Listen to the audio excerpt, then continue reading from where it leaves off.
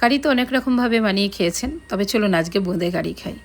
বোঁদে কারিটা এত সুন্দর লাগে, যেটা হিমাচলের খুব প্রসিদ্ধ একটা রান্না, আর বানানোটা ভীষণ সহজ। তো প্রথমে 500 লিটার মতো দই নিলাম। দইয়ে লবণ পরিমাণ মতো দিয়ে দিলাম, কাশ্মীরি লঙ্কা পাউডার দিলাম, 4 চামচ মতো বেসন, হলুদ। এবার ভালো করে মিক্স করে নেব। মিক্স হয়ে গেলে পরে মোটামুটি হাফ গ্লাস মতো জল দিয়ে আবারও একটু মিক্স করে নেব। এবার গ্যাসটা অন করে দেবো একদম সিম আছে, আর এদিকে সমানে নাড়তে থাকবো। আবারও একটু একটু করে জল দিলাম, কারণ এখন ঘন হয়ে আসলে হবে না। হলুদটা কম হয়েছিল বলে সামান্য হলুদ দিলাম। এই দেখুন ঘন হয়ে এসেছে।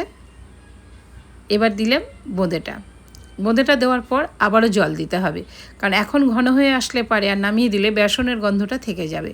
তো মোটামুটি ঘন তো করতে হবে, কিন্তু 15 মিনিট মতো এইভাবে একটু একটু জল দিয়ে নাড়িয়ে তারপরে ঘন করে সিম আছে রেখে দিতে হবে। হয়ে গেছে।